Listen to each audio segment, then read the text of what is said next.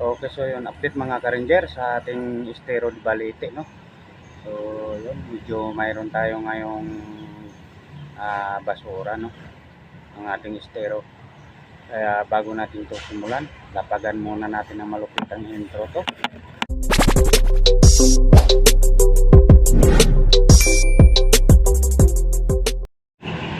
Okay, nakapaglapag na naman tayo ng intro mga ka-ranger. Huwag na natin itong patagalin at atin na agad itong titirahin. Wag. Bung subukan, masisira ang buhay mo.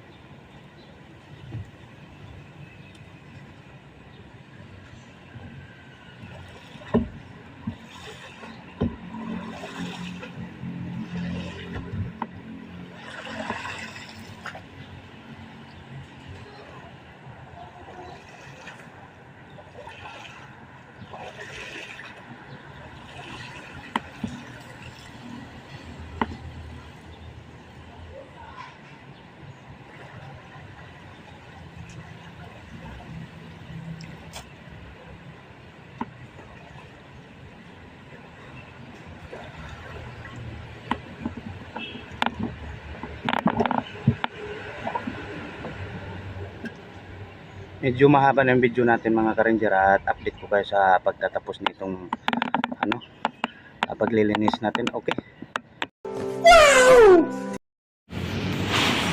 Okay, so yun mga ka-ranger, at sobrang pawis na nga natin, no? So hindi tayo nakabili ng pang punas. Okay, so at least tapos na tayo. And pakita na natin agad mga ka-ranger, at hindi na natin patagalin. Ayan. So may mga bagong dating na maliliit na tuyong dahon. So at least yung basura is okay na. And ito na yung nakuha natin mga ka-ranger, is estimated nitong maisako natin. Dahil hindi naman talaga kailangan punong-puno yung sako dahil mabigat. So abot ito ng mga 4 na sako or 3 sako. So ganun po yung estimated natin. Pero minsan kasi nadadaya tayo sa tingin natin, kaya minsan sumusobra pa or kumukulang. Okay, so yun mga ka-ranger, lahat ng ginagawa natin dito sa paglilinis, so hindi po ito for content lamang, no? Kung hindi ay ginagawa po natin ito dahil sa kalikasan at kalinisan ng ating kailugan dito sa Metro Manila, no? So hindi po ito for content lamang. So baka mga nagtataka or nag-ano, yung nag-iisip na ba totoo kaya yan. So totoo po ito mga ka-ranger, totoo po yung mga ginagawa natin na mga pagtatrabaho sa ilog, no? So yun lang, at bisitahin nyo yung ating YouTube channel. At syempre yung mga bagong subscriber natin, salamat. Halongkatin nyo buong ang mga video natin mga ka-ranger. So pindutin nyo lamang yung notification bell, at para mapuntahan nyo lahat ng video natin kung paano tayo nagsimula dito sa mga estero maglinis, no? Yun. So inuulit ko po, ito po ay hindi po ito for content lang yung ginagawa natin. So hindi ko po ikinakahiya ito po talaga yung trabaho natin, no, na ginagampanan. So yan, at least marangal yun mga ka-ranger. At siyempre papasalamat rin ako sa mga tuloy-tuloy na nagsuporta, sa mga hindi nag-skip ng ads, no? Maraming salamat sa inyo. So hindi na po natin papatagalin at lalapagan na po natin to agad ng ating malupitang outro. Pasok na.